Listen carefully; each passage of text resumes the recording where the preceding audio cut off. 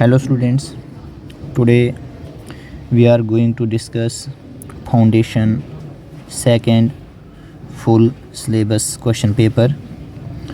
So section A, question first is what is the relation between vapor density and molecular mass of a gas. Molecular mass और vapour density के बीच में क्या relation है gas के लिए.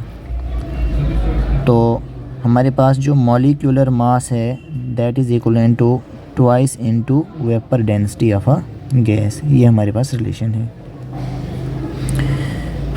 Second part है give IUPAC name and symbol of the elements with atomic number 109. तो जिस एलिमेंट का एटॉमिक नंबर 109 है तो उसका जो आयुपेक नेम है that is magnesium, right, symbol Mt, right.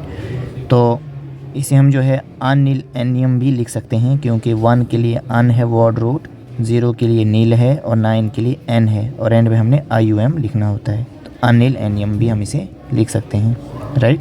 This is official name, this is IUPAC name. Which of the following will not be oxidised by ozone O3. तो इसका जो answer हमारे पास आएगा KMnO4 क्योंकि यहाँ पे मैंगनीज़ जो है अपनी हाईएस्ट ऑक्सीडेशन स्टेट में है दैट इज़ +7. तो ये फर्दर से जो है ऑक्सीडाइज नहीं होगा. तो दूसरे जो हैं ये ऑक्सीडाइज हो जाएंगे, राइट. KIB-FeSO4 K2MnO4 भी ऑक्सीडाइज हो जाएगा क्योंकि यहाँ पे ये जो हमारे पास एलिमेंट्स हैं वो अपनी मैक्सिमम ऑक्सीडेशन स्टेट में नहीं है. लेकिन यहाँ पे KMnO4 में जो मैंगनीज़ है ये अपनी हाईएस्ट ऑक्सीडेशन स्टेट में है तो इसलिए फर्दर ऑन ऑक्सीडाइज नहीं होगा. सी इसका करेक्ट आंसर है, right. Right the IUPAC name of the compound given below. अब देखिए इसका हमने नाम लिखना है तो हम नंबरिंग यहाँ से करेंगे 1 2 3 4. तो ये नाम आ जाएगा 2 क्लोरो. ये आ जाएगा हमारे पास ब्यूट 1,3 डाईइन. तो इसलिए हमें यहाँ पे क्या लिखना पड़ेगा, ब्यूटा लिखना पड़ेगा, right. I will write it once again.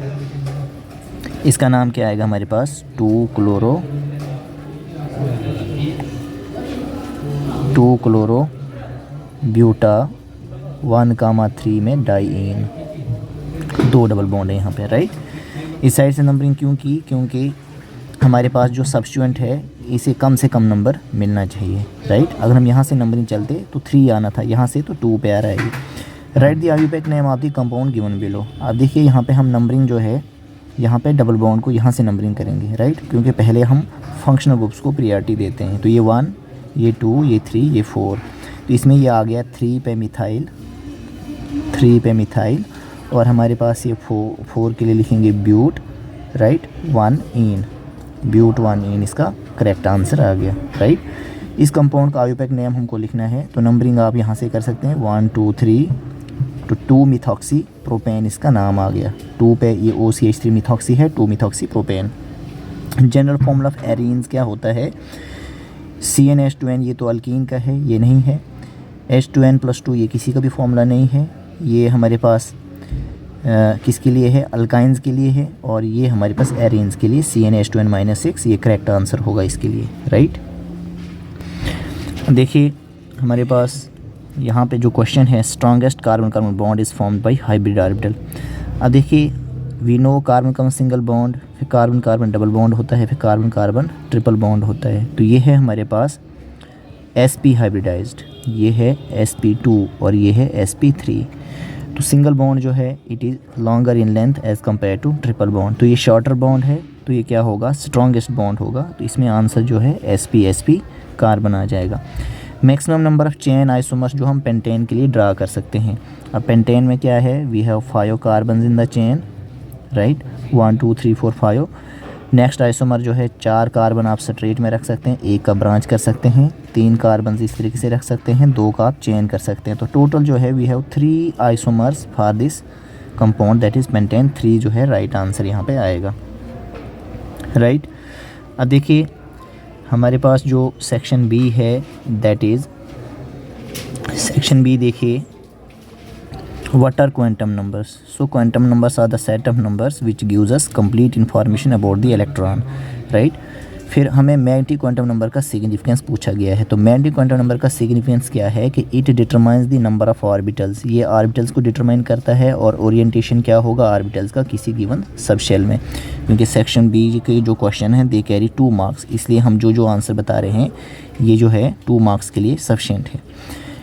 Differentiate between orbit and orbital, तो ऑर्बिट और ऑर्बिटल में आपको डिफरेंस बताना है। तो ये थ्योरेटिकल क्वेश्चन जो है आपके डायरेक्ट नोट्स पर प्रेजेंट है, आप वहाँ से इसे देख सकते हैं, राइट। क्योंकि ऑर्बिट एक सर्कुलर पाथ होता है around the nucleus where electron revolve, और ऑर्बिटल क्या होता है, it is 3 dimensional space where the probability of finding the electron is maximum, right. Molecular orbital electronic configuration आपने N2 मॉलिक्यूल के लिए लिखना है और उसका बॉन्ड ऑर्डर भी कैलकुलेट करना है। तो देखिए इसमें जो N2 है इसमें इलेक्ट्रॉन जो है नॉट ग्रेटर देन 14 है, तो इसका जो इलेक्ट्रॉनिक कॉन्फ़िगरेशन आप लिखेंगे मॉलिक्यूलर ऑर्बिटल में, आप लिखेंगे सिग्मा 1s2, फिर लिखेंगे सिग्मा एस्ट्रिक 1s2, फिर लिखेंगे आप सिग्मा 2s2, फिर लिखेंगे सिग्मा एस्ट्रिक 2s2, फिर हमारे पास पाई 2p x होता है equal to pi 2p y होता है, और फिर क्या होता है इसके बाद सिग्मा 2p z होता है, राइट। अब यहाँ तक हम देख रहे हैं कि हमारे पास 2 to 4 to 6 to 8 इलेक्ट्रॉन हो गए। तो 2 यहाँ पे आएंगे 10, 2 यहाँ पे आएंगे हो गए 12, और 2 यहाँ पे आएंगे हो गए 14 electron, right. 2 to 4 to 6 to 8 to 10 to 12 to 14। तो ये इसका इलेक्ट्रॉनिक कॉन्फ़िगरेशन इस तरीके से आप लिखेंगे। अब जब आपने बॉन्ड ऑर्डर इसके लिए कैलकुलेट करना है, तो बॉन्ड ऑर्डर में क्या है हमारे पास कि bond order that is number of electrons in bonding orbital minus number of electrons in anti bonding divide by 2। अब जो विदाउट बॉन्डिंग दैट इज़ ये बॉन्डिंग में कौन कौन से आ रहे हैं, जैसे 2 to 4 to 6 to 8 to 10, तो 10 आ रहे हैं बॉन्डिंग में, माइनस में एंटी बॉन्डिंग में ये स्ट्रीक वाले 2 and 2 4, तो 4 आ रहा है यहाँ पे डिवाइड बाई 2, तो ये 6/2 आ रहा है और ये 3 आ जाएगा। तो इट इज़ क्लियर दैट के नाइट्रोजन N2 में ट्रिपल बॉन्ड होता है, तो बॉन्ड ऑर्डर 3 आ गया, राइट।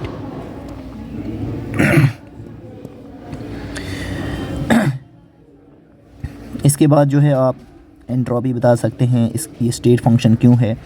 तो रैंडमनेस ऑफ द सिस्टम और disorderness of the system is known as entropy, it's value depend upon initial and final state, so that is why it is known as state function, right. Oxidation number जो है आप sulphur का calculate करेंगे H2SO4 में।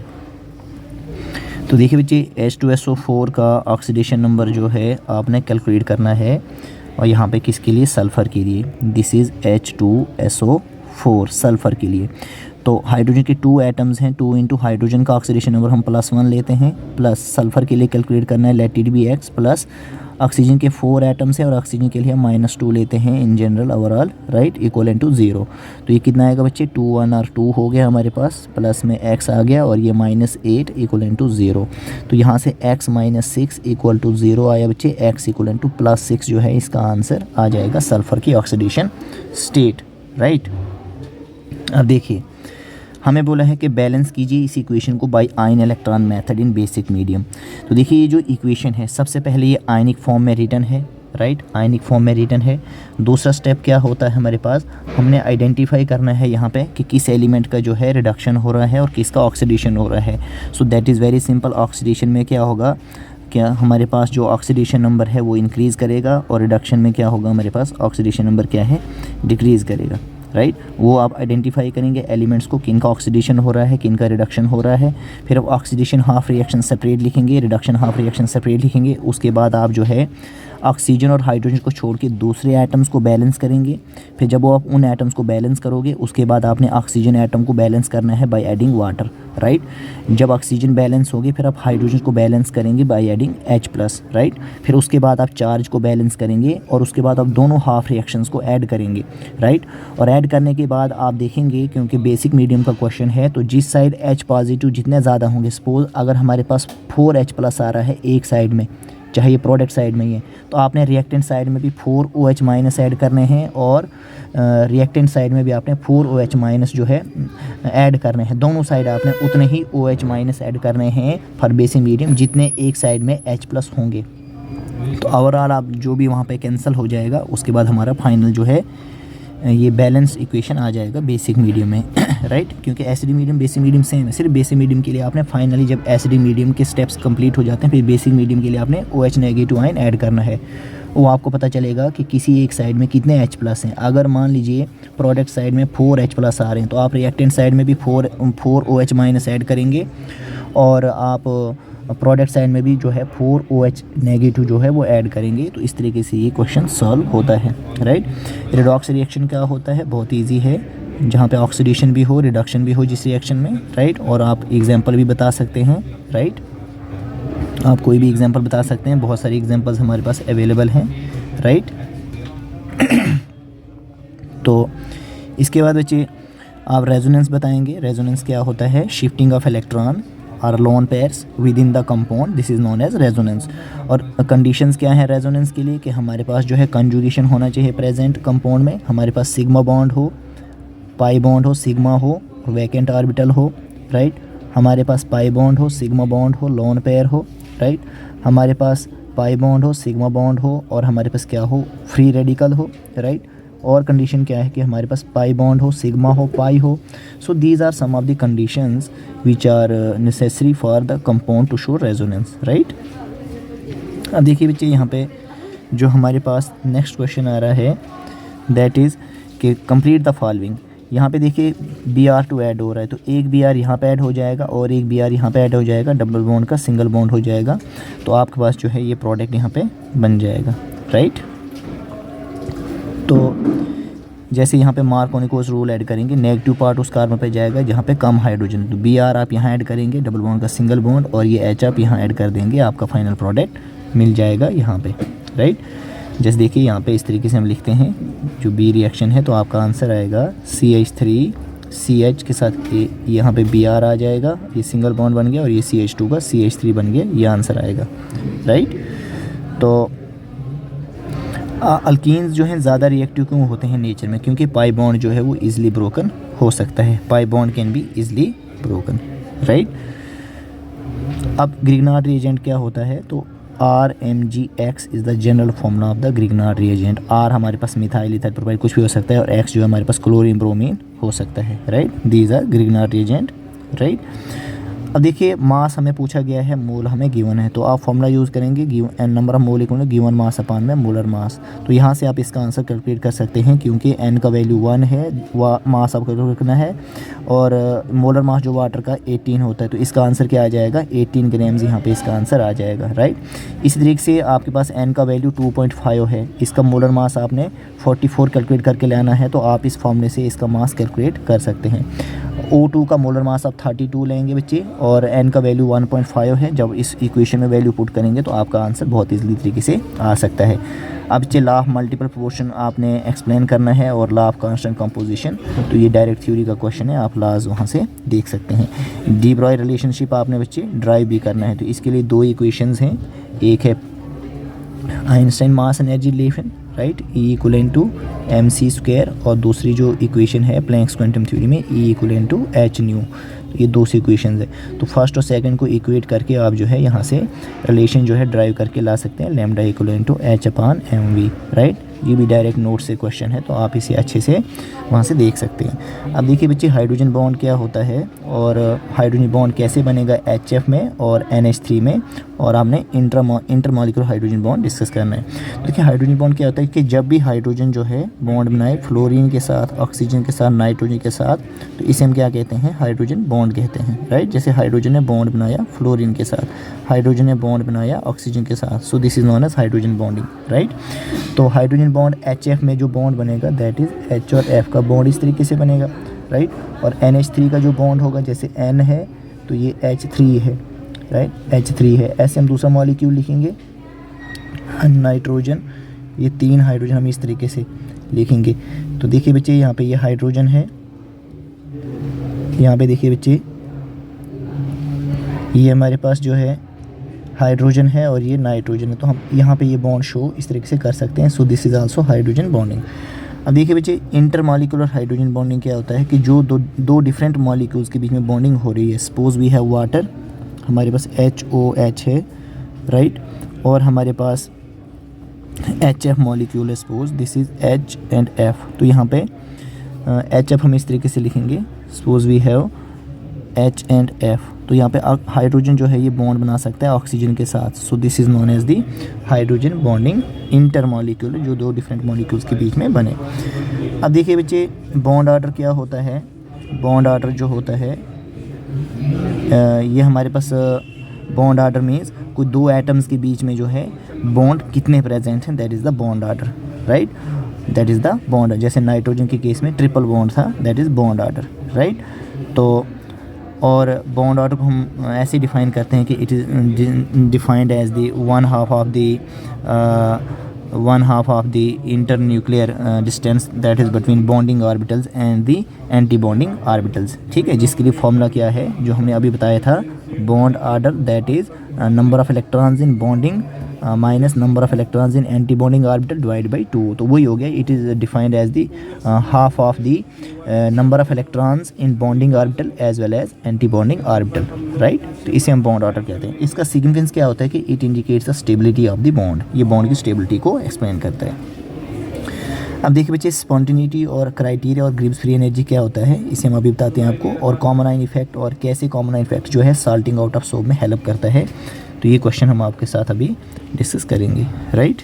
देखिए बच्चे, spontaneity क्या होता है, स्पॉन्टिनिटी जो है it refers to the ability of a process to occur on its own, जो प्रोसेस खुद से हो that is known as spontaneous process, और उसको हम स्पॉन्टिनिटी कहते हैं। जैसे बॉल रोलिंग डाउन हिल, जब गिब्स फ्री एनर्जी का वैल्यू लेस देन 0 होता है तो प्रोसेस क्या होता है, स्पॉन्टेनियस होता है। और गिब्स फ्री एनर्जी क्या है कि एक थर्मोडायनेमिक क्वांटिटी है सिस्टम का, the decrease in whose value, जिसकी वैल्यू में अगर डिक्रीज आए प्रोसेस के दौरान तो वो इक्वल होता है किसके, it is equal to the maximum possible work that can be obtain from system. तो हमारे पास गिब्स फ्री एनर्जी का रिलेशन है G equal to H minus में TS, और इन टर्म्स ऑफ चेंज हम लिखेंगे del G equal to del H minus T del S, right. अब देखिए, जो हमारे पास स्पॉन्टेनिटी का क्राइटेरिया है, तो अगर हमारे पास डेल G का वैल्यू ग्रेटर देन 0 है तो प्रोसेस को हम नॉन स्पॉन्टेनियस कहते हैं, और इक्वल टू 0 है तो प्रोसेस इक्विलिब्रियम में होगा, और जब लेस देन 0 होगा डेल G का value, the process is spontaneous, that is the criteria, right.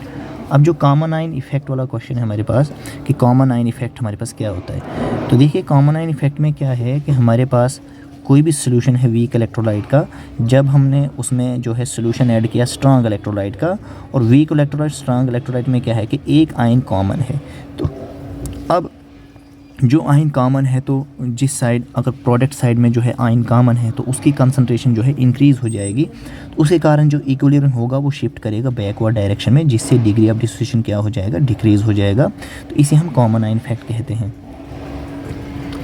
For example देखिए, हमारे पास वी हैव एसिटिक एसिड, जब वाटर में हमने इसे डिज़ोल्व किया तो ये एसिटेट आयन में जो है टूटा, और HCl भी जो है वाटर में टूट के Cl नेगेटिव और H पॉजिटिव बनेगा। अब देखिए ये क्या है, कॉमन आयन, यहाँ का कंसंट्रेशन क्या हो गया, इंक्रीज़ हो गया। अब जो इक्विलिब्रियम है ये बैकवर्ड जो है शिफ्ट करेगा। कैसे कॉमन आयन इफेक्ट जो है साल्टिंग आउट ऑफ सोप में हेल्प करता है। Suppose we have this soap का फॉर्मूला, जो जनरल फॉर्मूला है सोप का, that is RCO negative Na positive, right. Water में रखा तो ये आयन्स में टूट गया, प्लस में सोडियम प्लस, हमने साल्ट NaCl साल्ट लिया, वाटर में टूट के Cl नेगेटिव Na पॉजिटिव बने। अब देखिए इस साइड में ये कॉमन आयन है, इन दोनों में ये कंसंट्रेशन बढ़ गया, इक्विलिब्रियम शिफ्ट करेगा बैकवर्ड डायरेक्शन में, तो यहाँ पे क्या होगा, इस तरीके से प्रिसिपिटेशन होगी और इक्विलिब्रियम जो है शिफ्ट करेगा बैकवर्ड डायरेक्शन में। इस तरीके से साल्ट की यहाँ पे क्या हो जाता है, हम साल्टिंग आउट ऑफ सोप जो है हो जाता है यहाँ पे, ठीक है, बाई प्रिसिपिटेशन।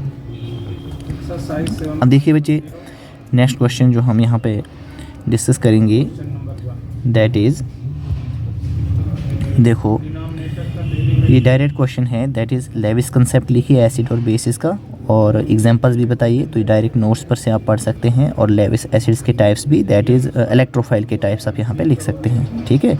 लेविस का concept in terms of electronic concept यहाँ पे बताया था कि एसिड क्या है, इलेक्ट्रॉन एक्सेप्टर है और जो बेस है इलेक्ट्रॉन डोनर है, ठीक है। और एग्जांपल्स भी लिख सकते हैं, टाइप से बता सकते हैं।